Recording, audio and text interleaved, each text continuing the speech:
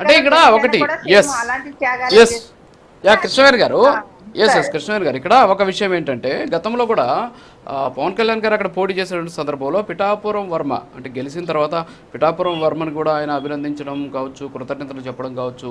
So బాగానే జరిగిందనమాట కొద్ది రోజులు. ఆ తర్వాత ఎందుకని గ్యాప్ ఎందుకు క్రియేట్ అయింది? ఒకటి. రెండోది, పిఠాపురం వర్మకి పదవి ఇవ్వకుండా పవన్ కళ్యాణ్ గారే అడ్డుకుంటున్నారు. అక్కడ ఒక సెకండ్ పవర్ హౌస్ ఏర్పడేటటువంటి అవకాశాలు ఉన్నాయి. సో దానికోసమే ఈ నిర్ణయం తీసుకోకుండా పవన్ కళ్యాణ్ అలాగే జనసేన మోకాలు అడ్డుతోంది అనేటటువంటి విమర్శ కూడా వ్యక్తమయ్యాయి. ఆ తర్వాత అది నిర్ణయం తీసుకోవాల్సింది తెలుగుదేశం పార్టీ. అయినా కూడా పొత్తుల్లో భాగంగా మీరు మోకాలడ్డారు అనేటువంటి ఒక రకమైన ప్రచారం జరిగింది. ఆ ప్రచారం నిజం అనుకుని ఏమన్నా వర్మ ఇలాంటి వ్యవహారాలకు ఏమైనా పాల్పడ్డా, లేకపోతే నిజంగా అలాంటి సిచ్యువేషన్ ఉందా?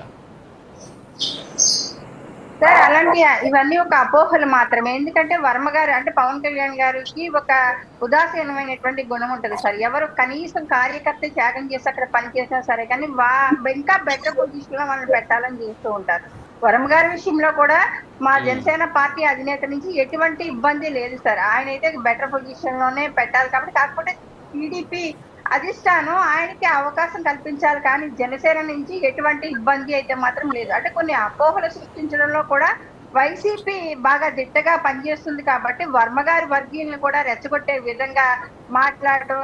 మీరు ఇప్పుడు ప్రస్తావించినట్టే పవన్ కళ్యాణ్ గారు మోకాలు అడుగుతున్నారు, వర్మ గారికి ఎప్పుడో పదవి వచ్చేది లేకపోతే ఎమ్మెల్సీ వచ్చేది, ఈ టైప్ లో మాట్లాడడం. అంటే ఇప్పుడు నాగబాబు గారికి ఎమ్మెల్సీ ఇచ్చిన కాడి నుంచి వర్మ గారిని రెచ్చగొట్టే విధానంలో వైసీపీ నాయకులు పనిచేయడం, దానికి వర్మ గారి వర్గీయులు పదే పదే అక్కడ డిస్టర్బెన్స్ క్రియేట్ చేయడం. దీని వల్ల కానీ ఇక్కడ ఇంకా బెటర్ పొజిషన్ ఇవ్వాలి అనుకుంటే కనుక దానికి ఎప్పుడు కూడా జనసేన పార్టీ అధినేత ఎప్పుడు సపోర్ట్ చేస్తారు తప్ప ఎప్పుడు కూడా అంటే త్యాగాన్ని గుర్తించే వ్యక్తి మా అధినేత పవన్ కళ్యాణ్ గారు అండి. అలాంటప్పుడు ఆయన కాన్స్టిట్యున్సీలో వర్మ గారు చేసినటువంటి త్యాగాన్ని ఆయన ఎందుకు గుర్తు పెట్టుకోరనేసి బయట ఎందుకు ఫోకస్ అయిందని అంటే ఒక కూటమి మధ్య సిద్ధి పెట్టడానికి మాత్రం వైసీపీ అనేది ఎలా పనిచేస్తుంది అన్నది